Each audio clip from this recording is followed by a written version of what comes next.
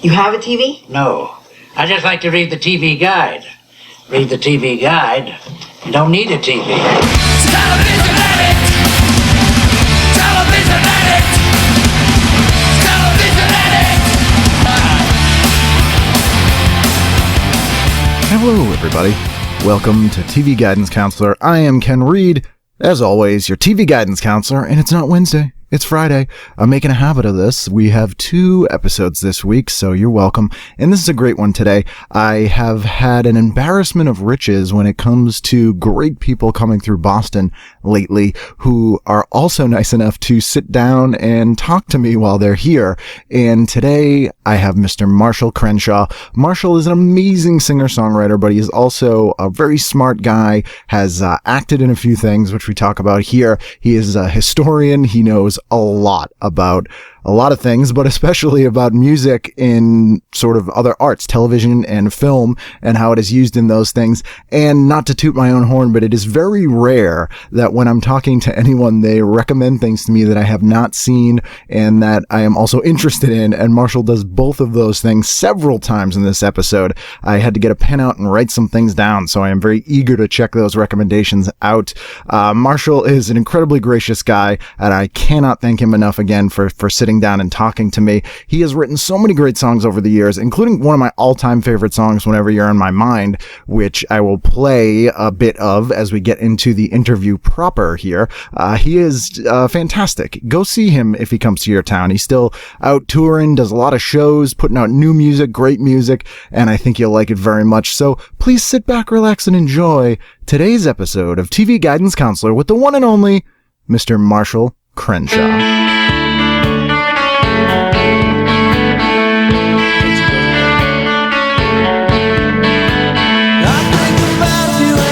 What I've tried to be, everything is fucking hard to see. It seems to be, can it be a fantasy? Whenever I think about you, strangers' eyes in the crowd flash back. Mr. Marshall Crenshaw, hello. Hello, how are you? Good, thank you so much for doing this. Yeah, thanps for asking. We third time's the charm with us. We were trying to Yeah, do it a well, couple tell me times. about the other 2 times. The first time you were up in Marblehead at that cool old venue that was like had the weird window out onto the water. That place was great. But you got stuck in like monster traffic. Oh, that's right. I'm glad I asked you about it. Yeah. Because you just reminded me of that joint, which is It's a really a cool nice venue. joint. Yeah. And that was just like an abandoned building for years. I think it's fairly new that they redid that. And then you were at in Cambridge at Club Passim a couple weeks ago.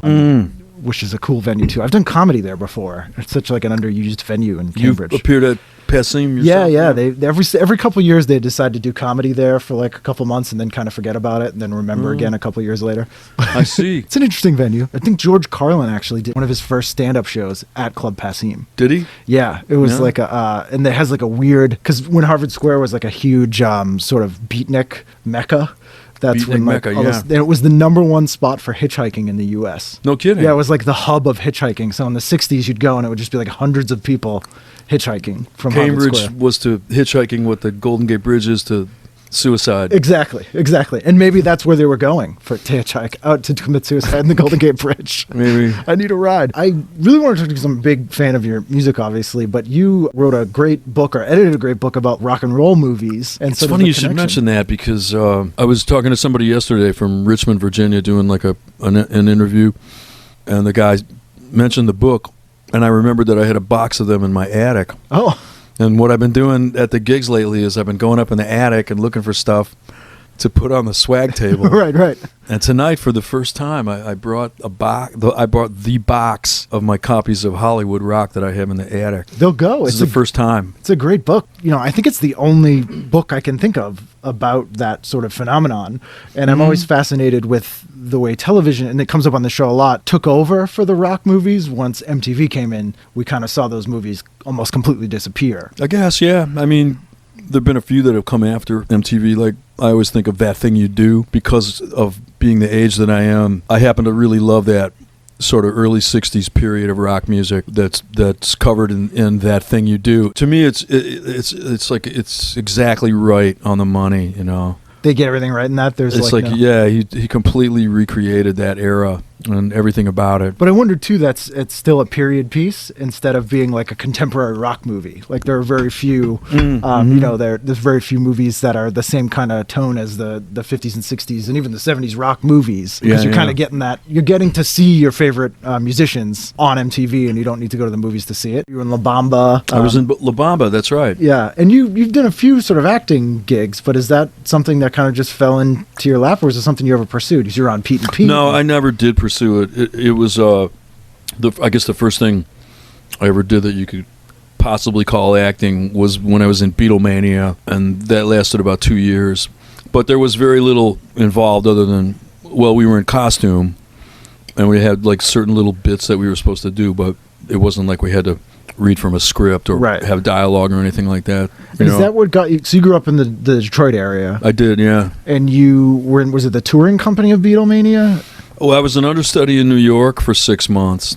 I'd have to go over to the Winter Garden Theater and watch the show every now and then, which is, I never minded doing that, I was in New York, I'd go to work every day at SIR on West 54th Street. That lasted about 6 months, and then somebody in the West Coast company got in a motorcycle accident, wound up in the hospital, and while he was in the hospital, they fired him, because I think they were looking for a reason to fire him anyway. It was kind of a cold-hearted thing to do, but anyway, I got sent out to some guy at the label was like, yes. I went out there and replaced this guy, and then the next day the guy who was Paul in the company that I was in, he quit in protest because the other guy was the other guy got fired. And so they sent out another guy from the understudy crowd in New York, and it was a guy named Glenn Burtnick, and he and I have been good friends ever since. So I did the West Coast company. I was in that company for 6 months until it shut down,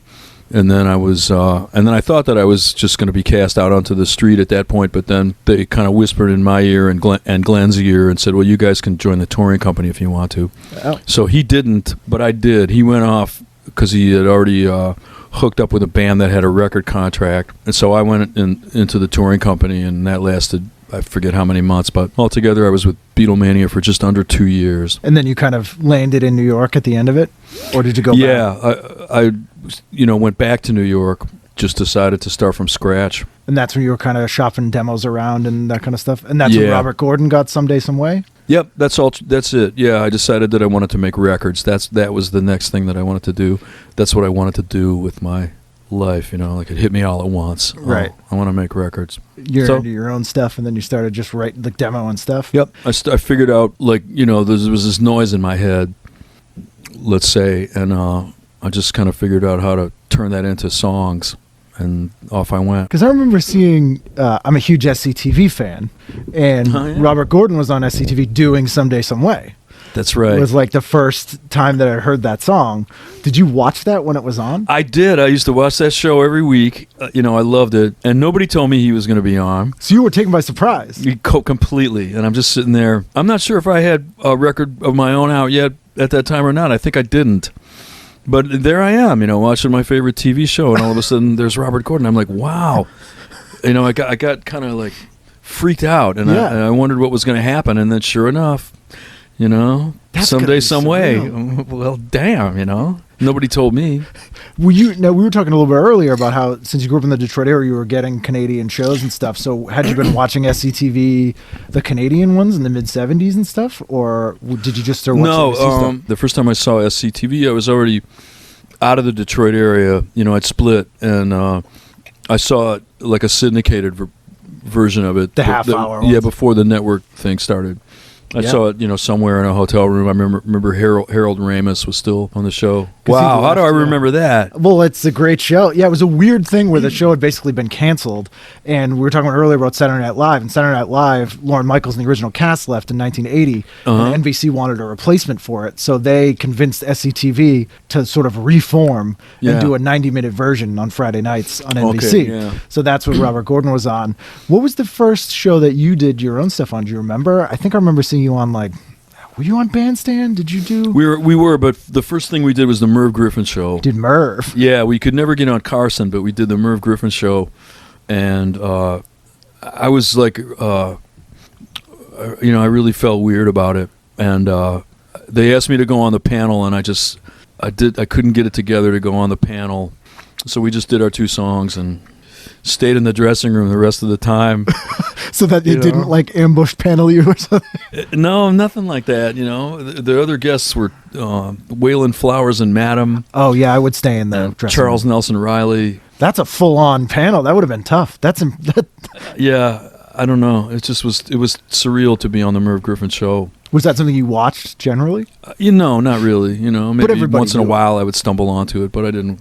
No, I didn't care for it. You were aware of it though, because there were so many. There's so fewer choices that it's kind of hard to be on a show that even if you didn't watch, you weren't like pretty aware of. I imagine. Yeah, no, he was on forever too. Yeah, and very well parodied by Rick Moranis on SCTV. Oh, that's right. They do Yes, that yeah, that Merv was great. Griffith mashup.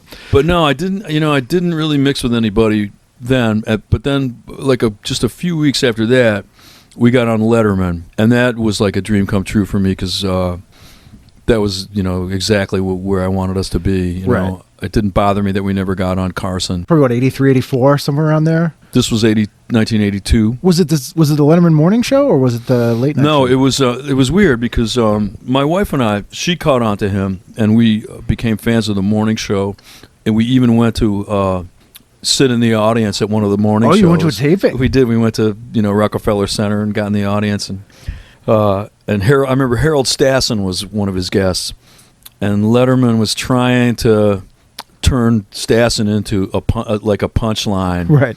Because I don't know if you know who Harold Stassen was. Yeah.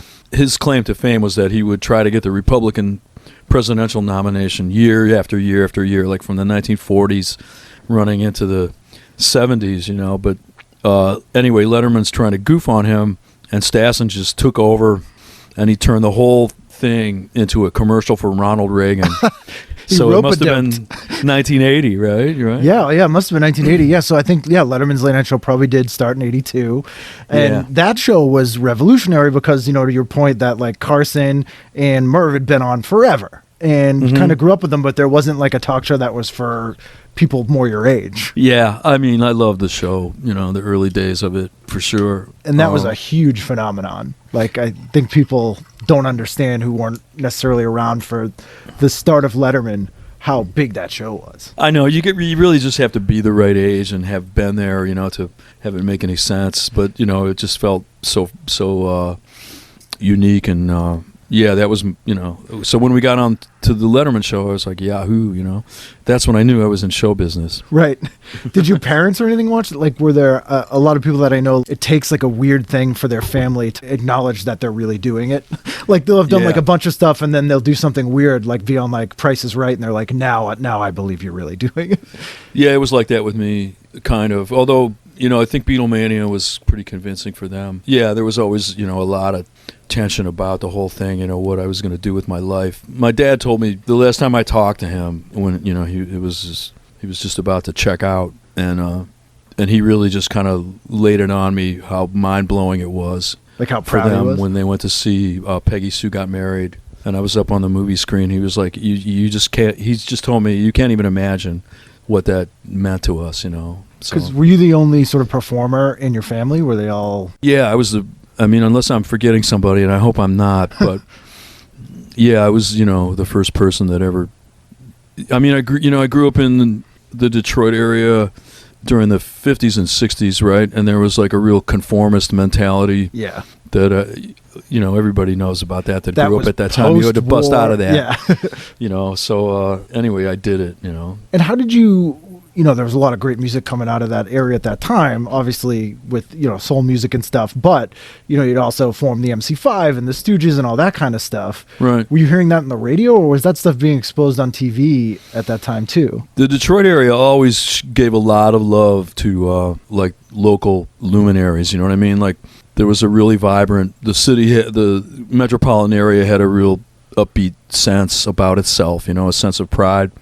So anybody that had a record out in the Detroit area, like they'd get a lot of, like be like a hometown hero kind of thing. Right.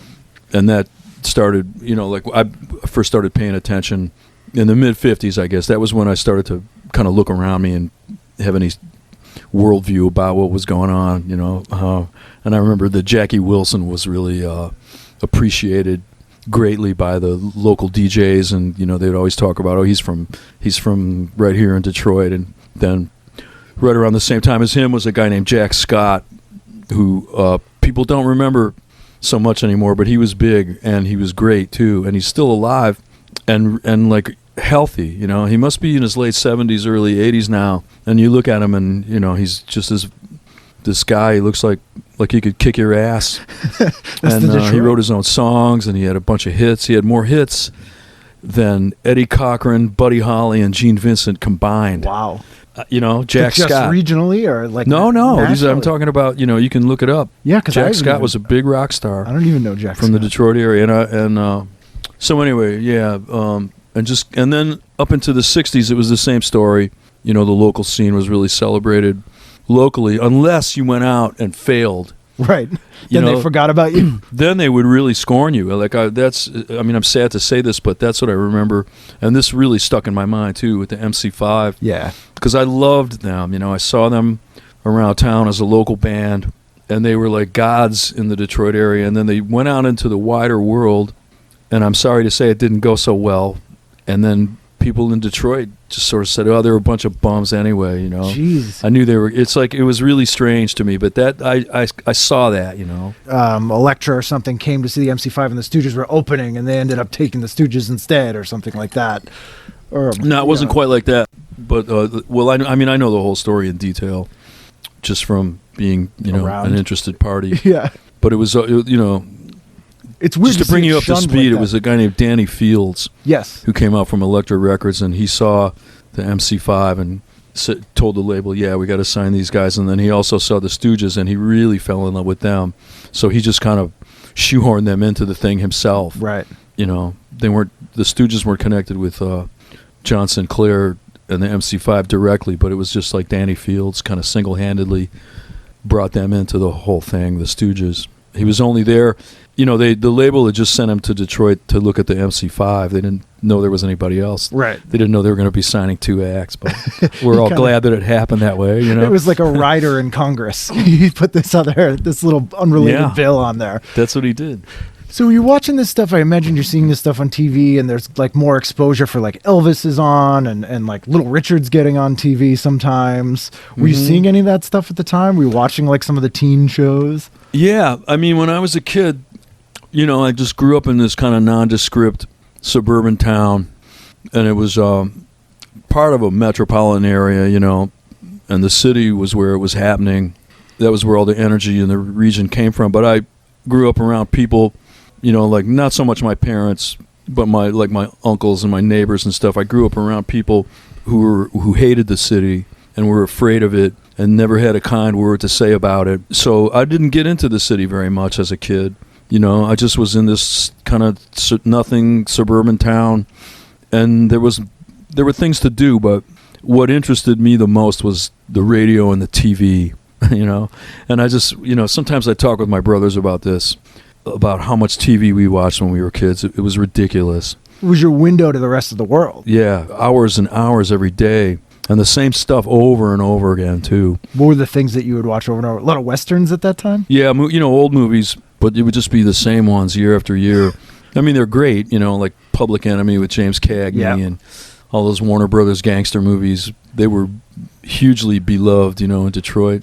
But you would have no other way to see those. It's not like you're going into theaters and seeing, adult noir movies. So they're kind of just throw them on as filler. Yeah, I'm glad that I got to see all that like Hollywood stuff as a kid, because my kids don't know it.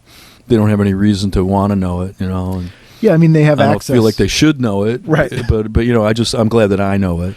Was there anything that you watched as a kid that you tried to make your kids watch as like you got to see this, and they're just like, I don't understand what this is. Yeah, we did that a few times with them, and they always would just laugh at us at the end, Just think even with stuff like Citizen Kane. Really? Yeah, I showed my kids that movie when they were in their early teens, and I said, "No, I know you're not going to get this, but I saw this when I was 16 years old." And, a lot of people say this is the greatest movie ever made, and we watched it. And I could tell while we were watching it that they just were not feeling it. Right.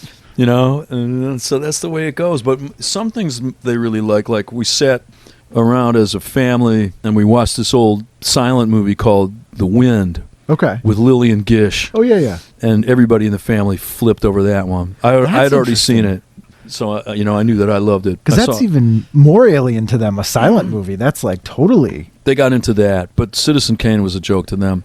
Huh. And I think my wife... a couple Christmases ago, my wife said, "Oh, let's watch the Pee Wee Herman Christmas special." So the four of us watched that, and the kids were like, "Oh my god!" Really? I mean, that's one of my favorite Christmas specials of all time. Yeah. And Grace Jones is in it, and Cher and Annette, and they didn't get any of that. They couldn't get it. No, and why would they? That's true. They're But young. My kids are right now are still in their teens, so there's no reason why they would. I mean, in Feel this, it. I imagine that kids wouldn't think like, "Oh, look at this old thing," but No, I guess it's old. it would. Yeah, It's 30 years old. Yeah, I guess it is.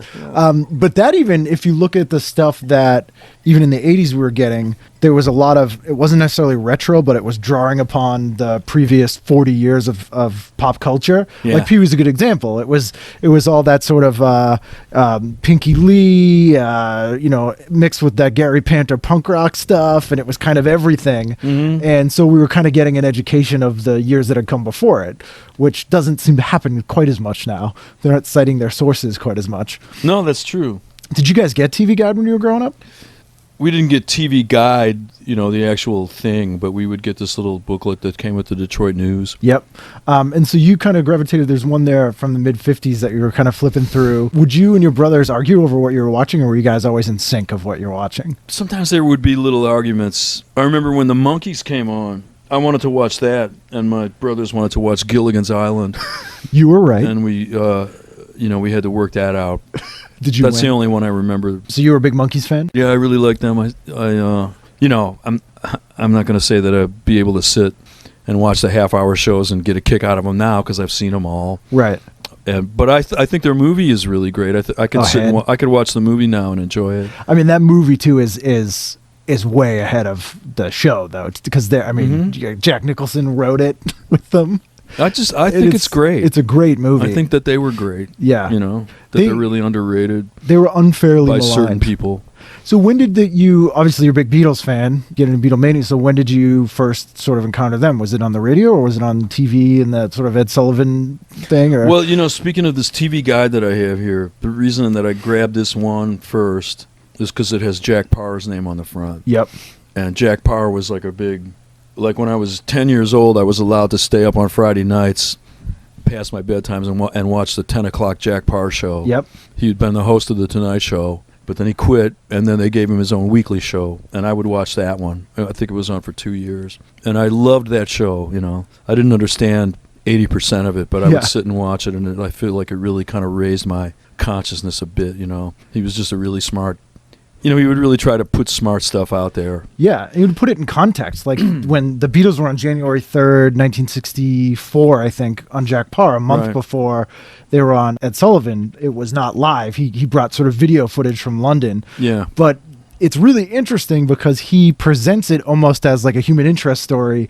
Look at these young girls going crazy. Yeah. And he really makes a point to point out that the Beatles are from a really rough part of England. Mm-hmm. So he's trying to like put into context what this music is. And it's kind of refreshing because it's not just Ed Sullivan going, the Beatles. He kind of puts it in a weird context. Yeah, he doesn't goof on them either.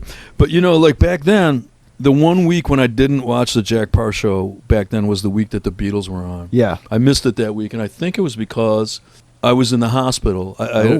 My appendix, I had to have it removed when I was that age, and I think that's what happened, is I didn't catch the Beatles, but I remember very well that Jack Parr was an Anglophile, like rabid Anglophile. Yeah. And he would always have all these Brits on the show, like Beatrice Lilly and Robert Morley and Peter Ustinov and this guy called Malcolm Muggeridge, who I guess was a conservative columnist, or he was like, I forget who he was, but I didn't really get him as a 10-year-old. Yeah.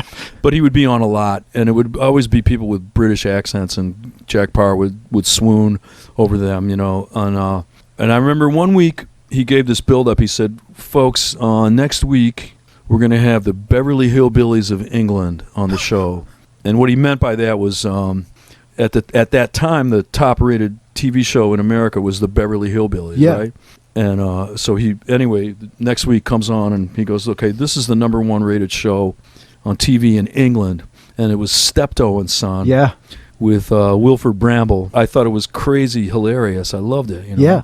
And so I saw that, but then again, the Beatles were on a few weeks later, I guess, and I didn't see it.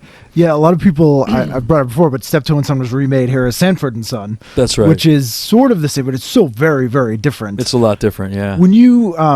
I think Sanford and Son is better now myself, but it holds up a little bit more. Yeah, I love Sanford and Son. But very different show. When you first started going over to the UK doing music, would you watch TV over there because you kind of got a taste for it as a kid?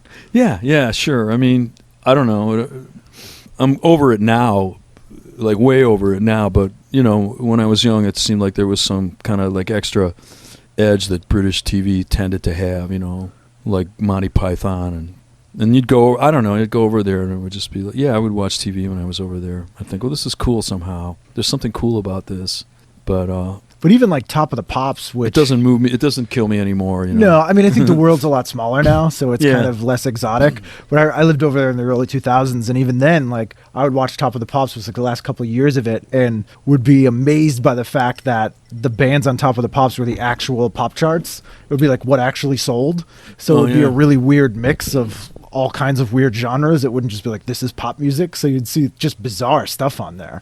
Yeah, that's how it was in the 50s and 60s on Top 40 radio, you know, that I grew up with, is it would be that kind of a mix where it would be, you know, it would be like a Petula Clark record, and then it would be, you know, it would be all kinds of stuff. It would be like some middle-of-the-road pop, and then the one after that would be Jimmy Reed, you know, Right. and it was just all over the place. And to me, that was cool. Yeah, I that wish it was- was still like that. It's sad that kind of went away, and that was kind of what I liked about the UK stuff and the way they would show stuff on TV. But yeah, if you compare like an 80s Top of the Pops, did you guys ever do Top of the Pops? No, I was never on Top of the Pops. I was on Solid Gold. Oh, you did Solid Gold with the Yeah. dancers. I did. When Was- Someday, Someway was in the charts, it was on Solid Gold. That must have been Dionne Warwick hosting.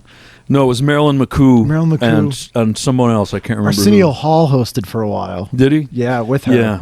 That was... Oh, you know, the time we were on, it was Marilyn McCoo, because I remember when she introduced me, she said, I first saw our next guest as a cast member of Beatlemania, and I'm like, you did not. You Some didn't see PA me. handed you a slip that said you saw them. Was Wayland Flowers and Madame on that too? Because that would have been, they would have just been hunting you. Well, strangely, you know, I don't remember anything about who else was on the show other than my, you know, getting introduced. Maybe I didn't watch the rest of the show. Did they make you have the dancers behind you? Because that was always weird. I don't remember now. You know, I mean, they would film the whole thing piecemeal. Yeah. So maybe the dancers weren't even, they might not even have been there Wow, that would have when been we strange. did it. I don't remember. One thing I do remember about that, I just remembered this, is that we had to pre-record the backing track because I said that I didn't want to just lip sync to the record.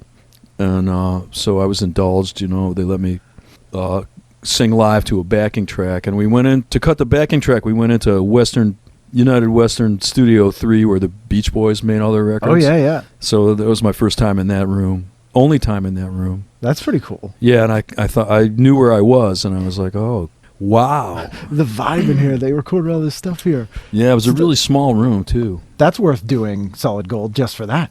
Yeah, you know, there was a lot of stuff like that was cool. Is there I asked this of all musicians, is there a favorite TV theme song? A favorite TV theme song?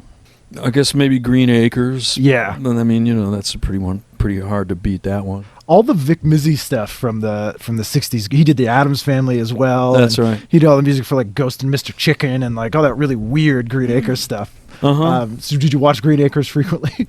Yeah, I that was a favorite show of mine. I love that show. Eddie Albert's one of my favorite angry people. He was always just, Oh, that's he right. was so good at yelling on that show. I was Yeah. like, he's going to kill everybody. My mother, she didn't want us to watch the Beverly Hillbillies at first because she thought it was schlock, you know, and Right. that it was beneath her and everything. And then finally, you know, like I like a lot of kids at school were talking about it, and I finally said, "Oh, can we just watch it once? I mean, just let's just see." And so we did, and the whole family fell in love with it, including my mother. she just got right on board with it. And then after that, we watched it every week. I love that Max Baer Jr. But Yeah. that's to that point. I mean, if you weren't watching a show as a kid, that was your cultural capital. You had like nothing to talk to the other kids about if there was the show they all watched that you weren't watching. I know, it's kind of sad, isn't it? You know, that everybody was, you know, like TV. That was all there was. You know, or I guess, or that was such a big thing. I mean, it's kind of nice in that one of the things that I've kind of discovered since I've been doing this show is that people from all different walks of life who are very different adults, if you go back far enough, all have that same shared experience. Oh, yeah. So they can be very different people. And they're like, no, we all watched Beverly Hillbillies. It was great. Yeah. And that's kind of nice. And I don't think people have that now necessarily because everything's so narrow-casted and huge and all over the place. But would you always watch TV as a family, or was there anything you weren't allowed to watch that they stuck to? That I wasn't allowed to watch. I can't remember anything in particular. I mean, you know, everything was pretty, like, kind of, you know, freshly scrubbed back then, right? You know, there wasn't anything really risque on TV in the 50s and 60s that I can think of. But no, there was never anything that I wasn't allowed to watch. It was just a matter of, you know, having a bedtime and having to be in bed at a certain time. Right. Is there anything, have you showed your kids your stuff or like videos or old performances or anything like that when you were on TV? I haven't done it deliberately myself, but they do kind of find this stuff. My son, you know, like sometimes I get uncomfortable if I'm in a room full of people and something of mine comes on, then I don't know, for some reason I get self-conscious, or I'd start hearing all the flaws, or seeing, you know, oh my God, why did I wear that? You know, I do that. I get embarrassed. But no, I've noticed sometimes my son watching something that you know, like on YouTube, he'll be watching like an MTV concert that we did, or I don't know, I can't remember. I caught him watching some stuff a couple times. But that's kind of cool. I mean, a lot of kids I've noticed will not have any interest, and their parents did like this really cool stuff on television, and it's kind of cool that he has access to it. I mean, yeah. You know, no, I love that he likes it. You know, I really do. But I just leave him completely on his own. You know, I know like there are a lot of people my age that, you know, like they sat their kids down and they said, "All right, kids, this is it. You're really in for a treat now. Here's the Beatles," you know, or like they really want their kids. They're trying to program to like their stuff, and I don't care. You know, I like he can find it himself, and as it turns out, my son does have like a real passion about music, but he's you know, he's pretty cool in the stuff that he finds. You know, like he likes Lightning Hopkins and Sonny Boy Williamson and you know, the Almanac Singers, and he's like going to be 17 in a couple weeks. But he's been like on that path since he was about 14. And he's finding that on his own, basically. You're not saying I'm not pushing him in any direction at all. Here's your reading list. I don't know. I don't do any of that. Do you have a favorite rock and roll movie? We were talking before about the book. Is there one that, I mean, I imagine maybe like a Beatles movie, but. Well, no, when I was doing the press for the book, I would get asked that question a lot. You know, people would ask me to make like top fives and top tens. So I do have like a stock answer to that question in my head, you know. Like the ones that I would list as my favorites were Beyond the Valley of the Dolls. Yeah. The Russ Meyer, Roger Ebert masterpiece was one that I would always name. The Carrie Nations. The Carrie Nations, yeah. There's a Japanese movie called Beloved Invaders. Okay, I don't know. About the Ventures 1964 tour of Japan. Oh, wow. I love that one. I like this one called Wild Guitar with Arch Hall Jr. Yes. That movie's crazy. Yeah, you know, it's got a kind of a surrealistic vibe to it. And well, the other thing, you know, like this guy who died last week, Vilmos Zsigmond. Oh, that was one of the Wild Guitar with Arch Hall Jr. was one of the first movies that he ever shot, and in the credits, his name is like, you know, William Zsigmond or something like that. You know, he anglicized his name. Yeah, but it's a beautiful looking movie. It's just got such a vibe to it. He did a bunch of Ray Dennis Stecklar movies too. Yeah, that's who directed Wild Guitar. Yeah, he did Incredibly Strange Creatures was Wilmos. It was just like all these really weird Stecklar movies. When I was doing the book, that's when I really got into that whole I had the time, to just sort of go down that road with all the psychotronic kind of stuff, and I saw like Rat Finka Boo Boo and all those Stecklar movies and different things like that. I wanted our movie book to be kind of like the Psychotronic film anthology, but only with a rock and roll focus to it. That's what I said. Well, this will be cool. This will make a great bathroom book if we do it this way with this kind of outlook. Did you ever see Jonathan Ross, the UK TV host? He did the Incredibly Strange Film Show. Did you That's ever see right. That was great. I like that. Yeah, that was amazing. I mean, that's where I was lucky enough to... Discovery Channel showed it in the 80s, and that's like the first place I saw, Ray Dennis Stecklar and Ted V. Michaels, and like a lot of those like more out there kind of guys that weren't Ed Wood. Yeah. It was a little easier to see, but I never would have been exposed to that stuff if not for, just catching it on a cable channel late one night. And USA Network had a thing called Night Flight. If you remember I used to watch that. And that used to show a lot of that stuff too. So it was a really cool way to stumble on that stuff. I mean, now you can probably see it on YouTube. Yeah, I was always drawn to all those things that you just mentioned. There's a really weird Johnny Cash movie where he plays a murderer called like 5 Minutes to... Yep, 5 Minutes to Live. Yeah, and that also good. That's in our book, and it was also released under the title Door Maniac, which I think is better. But I've seen that movie like a couple, 2-3 times. Merle Travis is in the movie. Do you know who he was? The name sounds familiar. I don't know. Merle Travis was a musician, a real innovator as a musician, and a great songwriter. He was a brilliant person. And he was also in a bunch of kind of B movies or D movies, whatever. He had a bit part. No, he had a co-starring part in Door Maniac, and he's in another one I really like called That Tennessee Beat. I don't know if you've ever seen that. I'm unfamiliar with that one. That was a movie that was on TV a lot, like late night TV, and it was made in the mid '60s, I guess, for drive-ins in the South. And it's got a lot of country music stars in it. If you ever get a chance to see That Tennessee Beat, I would. I'm gonna have to hunt that down. Yeah, it's good. I think it's like I would still enjoy it now if I watched it. Because I love stuff like Catalina Caper, which is a terrible movie, has like an amazing Little Richard performance in it, where he's just like this crazy gold lame suit, and it's like mid '60s Little Richard, and even I love a lot of the Elvis movies. I don't know that one, Catalina Caper. That one's the movie itself not good. The Little Richard portion very good. Well, that's the way it is with most of those movies. Honestly, is for me they're unbearable to watch. The movie itself, I just kind of suffer through that stuff. But then the rock and roll comes on, and that's like the reward for sitting through the rest of it. Right? Because you had like the ones that really made me cringe so much when I was watching them were like the ones, like there was this one called Don't Knock the Rock, and I hated that one just because it's full of all this hand wringing about rock and roll, like the teenage like the moral implications of rock and roll, and it's like it's so racist that it's on. I just we don't want black music with our children. It's all about that, you know, and it's sickening to me. But again, you see the performers, and it's like, okay. Do you prefer the ones that, I mean, obviously a documentary is probably better because there's more performance in it, but some of the ones where they throw a narrative in can be pretty interesting as well. But like I love, like Hail Hail Rock and Roll is one of my favorite documentaries. Yeah, I like that one too. My wife and I went to the drive-in and saw that one. Oh, wow. Oh, I'm sorry, I got confused for a minute. I was thinking of Let the Good Times Roll. Oh, yeah. But Hail Hail Rock and Roll, no, I love that one too. And when I was doing La Bamba, I went out to dinner one night with Taylor Hackford. He invited me to dinner. It was just he and his wife and me, the three of us, and we really had a lovely time. And he was telling me that he was just about to go make that movie, or he'd already done a little bit of it, right. And he kind of filled me in about it.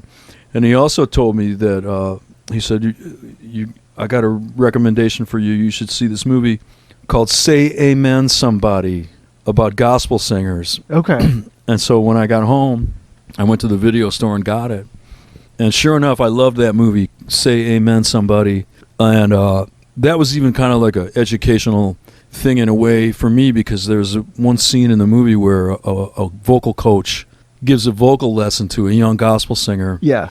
And she's explaining something to him, like how to place the tone, a certain way, like where to place it in your head. And I'm listening, and I'm like, I get that. I understand what she means. And it was really helpful to me. Free lesson at the video store. Totally. Yeah. So I love all that stuff. Were you ever tempted to try and make a sort of rock and roll movie, or to do like a narrative movie of your own, or anything like that? Yeah, it's funny you should say that, because I do have this idea about a documentary to do that I want to do. Like everybody and his cousin is making a documentary. It's easy to do now. But yeah, I do. I don't want to talk about it. No, that's fine. It sounds like the best ones are ones you don't want to talk about. Yeah. But, like, I loved the MC5. True Testimonial was great. And, we're getting like although, maybe not accurate, but it was great to see all the old footage. Like you're able to see this archival footage that I love that never one. had access to before, which is really cool. I saw that one and Standing in the Shadows of Motown. Yes. At the Woodstock Film Festival the same year. And the funny thing was, I just, like, of course, both of them were, musically, they just hit me right exactly where I live. But I also had a sort of a personal connection to both of them, because I'd met Laurel, and I forgot her partner's name, but I met the people that made the MC5 movie about 5 years before they ever even got started making it, And so, I knew that it was coming, and I kind of stayed in touch with her while she was doing the whole thing. And then finally, there it was at the film festival, and I saw it, and it just blew my mind. Oh, yeah. Some of the footage is crazy. And then Standing in the Shadows of Motown, I was the guy that really made that whole thing happen. His name is Alan Slutsky, and he used to have a column in Guitar Player magazine under the pen name Dr. Licks. So that was a pen name? It might be his real name. I would see his column, and one day I got a call on the telephone from Dr. Licks just out of the blue. I don't even remember how he got my phone number, but he called me up and told me that he wanted to do a book project on James Jamerson. And he called me because I'd written the James Jamerson's obituary for Rolling Stone magazine. Right. I still don't know why they asked me to do it, but they did, So anyway, I'm talking to this guy, Dr. Licks, a.k.a. Alan Slutsky. And I said, well, I don't know anything about that stuff, but why don't you call this guy up, Dave Marsh? He's a friend of mine. So I gave him Dave Marsh's phone number. And then the next thing I knew, it was like Dave really helped him and made the whole thing get off the ground. And now there's a movie. Yeah. Then like 5 years later, I hear from Dr. Licks again. And he says, I want to make a movie about the Funk Brothers. And I just thought, this guy's nuts. That's a crazy idea. But then he made it. He did it. And then I saw it at the film festival, and it was beautiful. Yeah. And my wife and I are walking out after the screening, and she goes, where are you going? And I said, well, we're leaving. It's over. She goes, go over and introduce yourself to the filmmaker. So I did, on my wife's orders, and he like threw his arms around me and, just said all these nice things to me. And then he said, you got to sing a song at the premiere, the New York premiere. It's going to be at the Apollo Theater in November. And I'm like, God almighty, I'll go there right now and just wait. Yeah, get a head start. So anyhow, sorry to ramble, but no. Yeah, I love those two movies, of course. What song did you do at the premiere? I did this one, "You're a Wonderful One." Okay. By Marvin Gaye. I just did it because it was the first one that popped into my head. Yeah. I thought this will work. Did you see A Band Called Death? That documentary? I know about that. That's really good as well. Yeah. So I know you got to play in a bit, so I'll wrap up here. But is there anything you watch now? Oh, let me see. What do I watch? Well, I always would watch Jon Stewart and Stephen Colbert. Like I would watch them religiously, and now I watch Larry Wilmore. It's different, but I like it. It's still good. Yeah. I think his show is great. And do you watch John Oliver at all? Or always John Oliver. Yeah, that's must see TV. Like the only kind of TV series that I watch right now, and I know there are like a lot of great ones. I watch this one called The Blacklist with James Spader. Oh, yeah. Yep. I just sort of got hooked on it. My wife watched it the first season, but then she bailed on it, doesn't like it anymore, but I'm kind of still hooked on it. Are you one of those people that, like, once you start a series, you kind of have to just see it through, even if it gets bad? No, not so much. I mean, now you can sit down and binge watch, you know, the way TV is now, which I think is cool. But I've never done that. For some reason, I feel guilty if I sit still and watch a movie or on TV, or if I sit still and watch a TV show. Like you're wasting time? Yeah, I do. I got to get over that because I know that I'm just sort of like pushing myself too hard or something. Have some you time, Marshall. Exactly. But anyway, yeah. So I'm not up to speed on a lot of this stuff, but I'm interested. Like I've never seen what's that one with Kevin Spacey? Oh, House of Cards. Yeah, I've never seen it. Yeah. But I want to see it. I've never seen The Wire. Like I haven't I'm way either. behind on Or that. like Breaking Bad. I have this list of shows like Deadwood, Breaking Bad, all this stuff that I'm like, I'm supposed to watch these, and I just haven't yet. Ione and I watched the first episode of Breaking Bad after the show had already ended. Yeah. And I said, this is amazing. Yeah. But then that's all I've seen is the first episode. I watched Boardwalk Empire for a couple of years when it was on, and then I stopped, and then I picked it up again. I loved Treme when it was on. I watched that every week.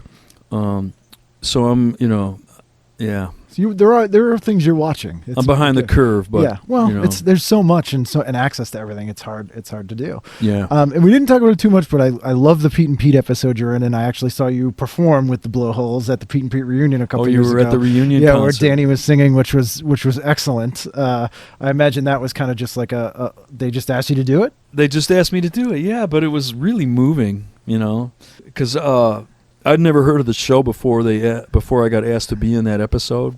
But, then I found out all about it. And then to be in that audience at the reunion show, that was an awesome night. That was really cool. Yeah, that was one of the best nights of my life. I was to be around all those people that made the show was really uplifting to me, A lot of talented people, and they really all seem to be fond of each other too. Yeah, it was one of those shows that people really bonded over. They Yeah. were like, it wasn't just sort of a disposable thing, and had so many great musicians and Iggy Pop and all kinds of things. Yeah, that was really cool. Definitely. Well, thank you so much for doing the show. I really appreciate it. It was great talking to you. Thank you, man. It was really fun.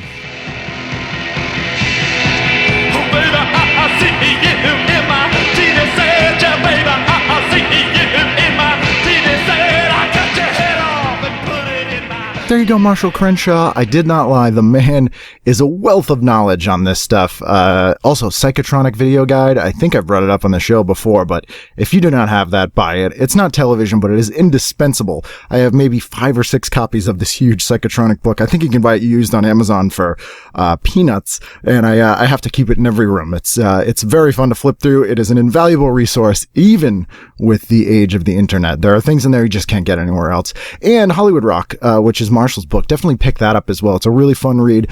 He kind of dismisses it a bit as a bathroom read, but it is just really, really fun to flip through, and it will spark many, many inspirational moments of things you need to check out. Also buy his records. You will not be disappointed. Really great guy. Love his stuff, and I love you for listening to the show. I'm trying to be much more positive in 2016 and express my gratitude to people and places and things that really get me through the year, and you are one of those things for listening.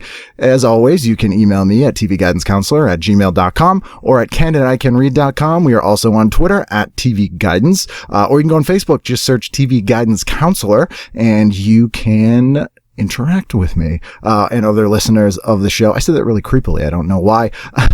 And we have a new episode every single Wednesday, and often episodes on Fridays as well, especially when I have so many great people coming through town, and I have to put these out because, hey, I did them. I got to talk to them, and I want you to hear it.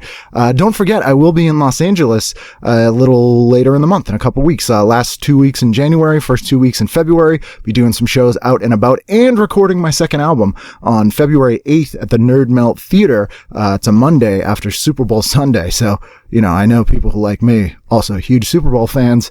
It'll be a good recovery period. But if you can make it out, I'd love to see you there. If you can't, that's fine too. And we'll see you again Wednesday for a brand new episode of TV Guidance Counselor. Cambridge was to hitchhiking what the Golden Gate Bridge is to suicide. Wayland Flowers and Madame. This will be cool. This will make a great bathroom book. One day I got a call on the telephone from Dr. Licks just out of the blue.